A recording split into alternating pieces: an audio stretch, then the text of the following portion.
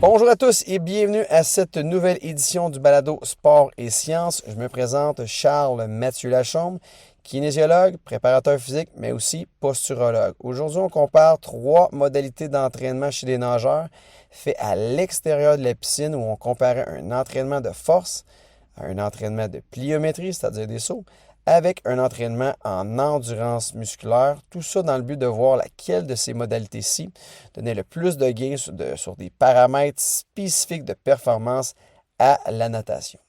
La discipline choisie pour l'étude, c'était vraiment le 50 mètres style libre. Et au niveau de la science, il y a plusieurs recherches qui ont démontré plusieurs éléments déterminants de la performance pour exceller sur un 50 mètres style libre. Premièrement, il faut être très puissant au niveau du haut du corps, du bas du corps et même de la ceinture abdominale. Il faut avoir vraiment une technique irréprochable pour minimiser la résistance de l'eau. Il faut avoir un système anaérobie, dans le fond, sans oxygène très bien développé. Un puissant départ, un temps de réaction minimal aussi au départ, une fréquence de coups de bras rapide et par le fait même avoir une dépense énergétique minimale dans l'eau. Il faut être vraiment très efficace. Et aussi, qu'est-ce qui a été démontré par la science, c'est qu'un bon plan de musculation en force et aussi en puissance, ça donne de très, très bons gains pour bénéficier sur un 50 mètres style libre.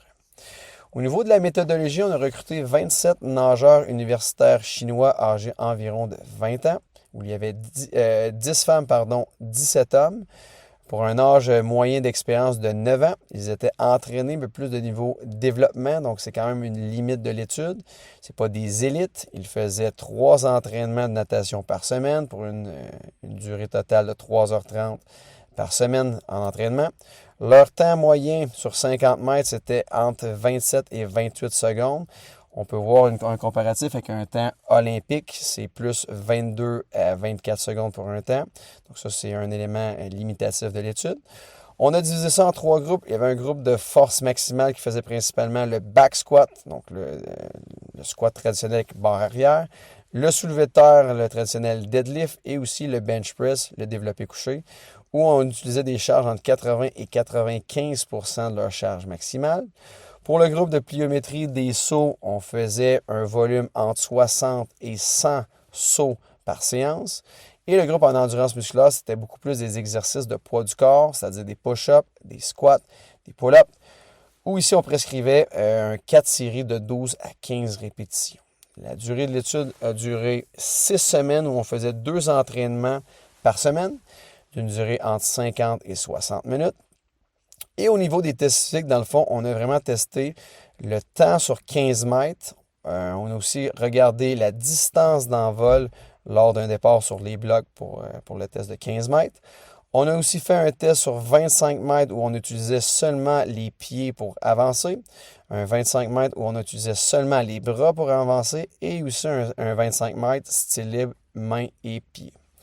On a aussi testé le 50 mètres style libre lors de cette étude-ci.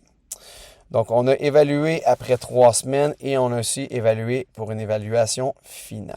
Au niveau des résultats, il y a 2 groupes qui se sont vraiment bien distingués. C'est vraiment le groupe Force Max et le groupe Pliométrie qui ont eu des résultats significatifs, plus que le groupe en endurance musculaire. Si on regarde un petit peu au niveau des différents tests, je vais vous donner un peu la plage d'amélioration pour les tests que je vous ai décrits préalablement. Au niveau de la force maximale, qui était le meilleur groupe, on a eu des gains entre 2,4 et 4,3 % d'amélioration de performance. Au niveau du groupe de pliométrie, c'est-à-dire les sauts, 1,8 à 3,6. Et en endurance, c'était non significatif. On a eu des gains de 0,7 à 2 % de gains en performance. Au niveau des recommandations pratiques, il faut prendre quelques précautions avec cette étude-ci car, comme dit préalablement, le niveau d'entraînement des athlètes était quand même minimal pour un 3 fois par semaine pour un total de 3h30. C'est pas beaucoup quand on compare des jeunes en sport-études qui font 10 à 15 heures ici au Québec par semaine. Donc, il faut prendre ça vraiment avec des pincettes car leur niveau peut-être était moins bien développé. Le fait peut-être d'avoir mis juste simplement des exercices de force max, un peu de plio. Ils étaient tellement néophytes que d'avoir stimulé comme ça allait vraiment donner des très bons gains neuromusculaires. Moi, je vous dirais que malgré les résultats de l'étude, d'avoir vu des meilleures améliorations que la force maximale En deuxième lieu, la pliométrie qui était la deuxième meilleure méthode ici. Moi, je vous dirais de mixer les deux méthodes, force maximale et pliométrie, pour des athlètes quand même de niveau avancé. Par contre, si vous avez des athlètes de type jeune athlète en développement, beaucoup plus d'introduire des exercices en endurance musculaire au départ via des push-ups, des pull-ups, exercices poids de corps. Et ensuite de ça, la fondation va être déjà bien bâtie. Vous pourrez mieux transiger avec des meilleurs gains vers des exercices ensuite en force maximale. Sur ce, je vous souhaite une excellente semaine et au plaisir de se revoir la semaine prochaine. Bye bye!